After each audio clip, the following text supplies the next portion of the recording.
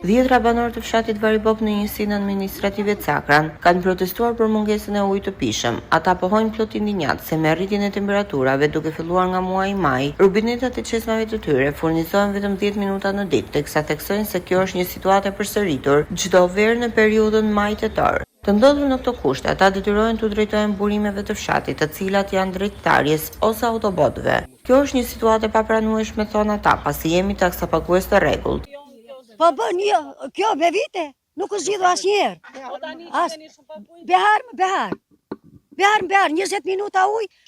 Toka, shtëpia është këtu.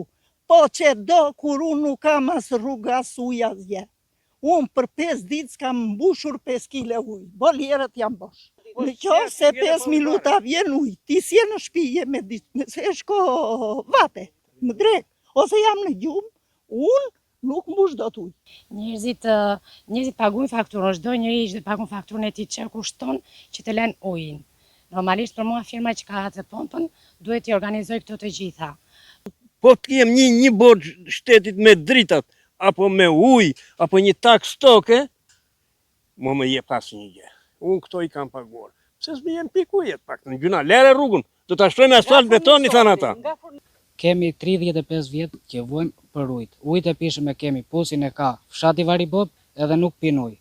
Ujtë se ku vete, se ku e qojnë, ta gjenë ata që ashuja. Taksat lekët i kanë marrë të tëra, detyrimet e tyre. Ora nuk vjen 10 minuta në para ka fiku qelqe se sa ka ndesu. E ndesaj edhe fik.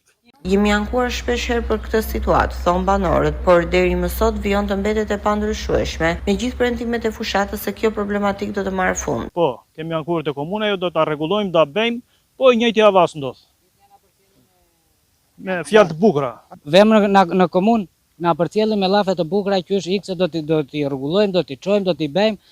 Më së shumti, kjo situatë është cilësuar absurde nga banorët, të cilët kanë ardhur nga jashtë vendit, mes të cilëve dhe një shtetas francez. Fshatrat duhet të shihen me prioritet, ka pohuar ai, pasi mungesa e këtij elementi jetik i kufizon zhvillimet e tyre. Jam shumë i kënaqur që kem këtu. Vandi vetë, ka komunikacië të vonesë, më tani se është. Ka vonesë që tonë premtojnë edhe i vjen me vonesë. 2025 do të na konstitushëm. Fshati është në zhvillim me provime me këto. Okay. Dans les villages comme ça, ils vivent beaucoup de l'agriculture. Tous les gens ne peuvent pas travailler, gagner leur vie. Et c'est surtout que c'est les vacances et que les enfants n'ont pas d'eau pour boire la journée.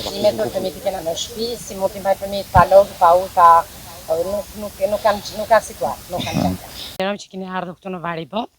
Varibopin unë e kam lënë kam 26 vjet, po ktheva 26 vjet më mbrapa njëjta gjë për mua. Varibopi furnizohet me ujë të pishëm nga një depo e ndërtuar që në kohën e sistemit të mëparshëm, që sipas banorëve duhet të rindërtohet nëpër masa më të mëdha. Ndërkohë ata pohojnë se investimet e ujësjellësit në këtë zonë janë kryer rreth 5 vjet më parë, por me tubo plastike jo cilësore.